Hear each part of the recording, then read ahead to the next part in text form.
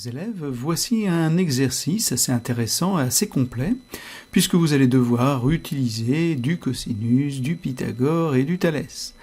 Donc je vous laisse traiter dans son ensemble cet exercice, vous rédigez proprement et complètement ce qu'on vous demande, et on se retrouve ensuite pour la correction. Alors première question, pas de difficulté particulière, vous avez un triangle rectangle, vous allez donc pouvoir avec l'équerre tracer un angle droit, le côté AB qui donc touche l'angle droit vaut 5 cm, et puis avec le compas, vous allez pouvoir tracer un arc pour l'hypoténuse qui fait 9 cm.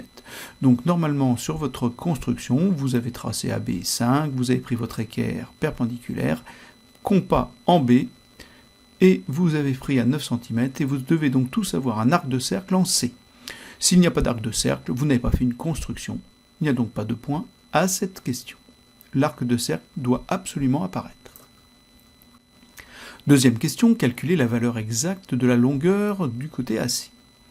Alors regardons ce que nous connaissons. Nous connaissons ce côté et l'hypoténuse, donc nous allons avoir la possibilité de calculer le troisième côté dans un triangle rectangle en utilisant notre propriété de Pythagore.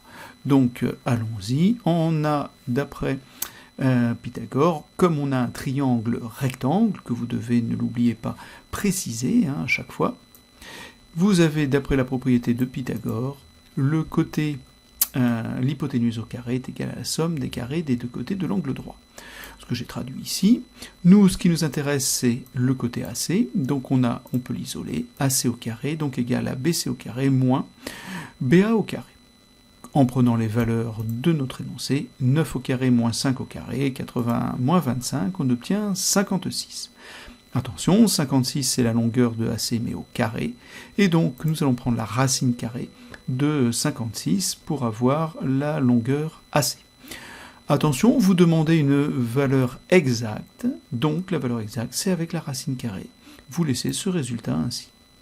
Donc certaines calculatrices vont vous afficher 2 racines de 14 ou une valeur approchée, 7,5, quelque chose comme ça. Bon, ici, ce qu'on vous demande, c'est valeur exacte, donc racine de 56 ou bien 2 racines de 14. Si on vous avait demandé une valeur approchée, vous auriez pu écrire par exemple au dixième 7,5. Ensuite, on vous demande de calculer la mesure de l'angle ABC. ABC, c'est donc l'angle qui est ici. Nous connaissons le côté adjacent, nous connaissons l'hypoténuse, on va donc naturellement utiliser le cosinus. On rappelle qu'on a un triangle rectangle, ce qui nous permet d'utiliser nos formules du cosinus. Et donc le cosinus de cet angle, c'est donc le côté adjacent AB sur l'hypoténuse BC. Nous connaissons ces deux valeurs, 5 sur 9. Comment, à partir du cosinus, qui est donc 5/9, peut-on trouver l'angle? Pour cela, nous avons besoin de la calculatrice. On tape seconde cosinus, inverse cosinus, shift cosinus, suivant les modèles. On a arcos de 5/9 qui apparaît, et on obtient environ 56 degrés.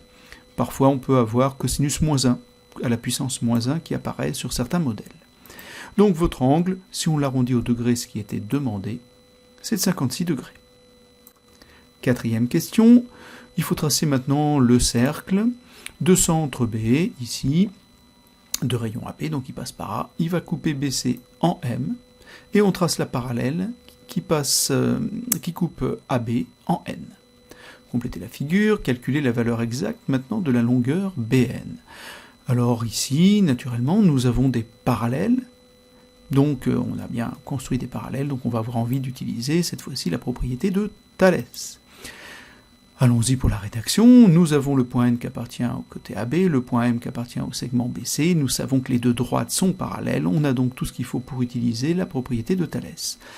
On démarre du point qui n'est pas sur les parallèles. BN sur BA égale BM sur BC égale MN sur AC. On remplace par les valeurs que l'on connaît dans l'énoncé. Nous cherchons la valeur Bn ici, très bien, avec la première égalité. Nous avons 3 informations, il nous manque que Bn. On va donc pouvoir utiliser du produit en croix. Nous savons donc que Bn fois 9 est égal à 5 fois 5, c'est-à-dire 25. On divise par 9 des deux côtés, et on obtient donc que Bn égale 25 sur 9. On demandait la valeur exacte, c'est donc 25 neuvièmes.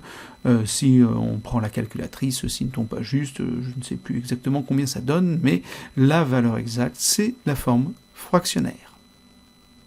Voilà pour cet exercice. Il était assez complet puisqu'il vous fait utiliser les trois grandes propriétés, trois grands théorèmes de quatrième, cosinus, Thalès et Pythagore.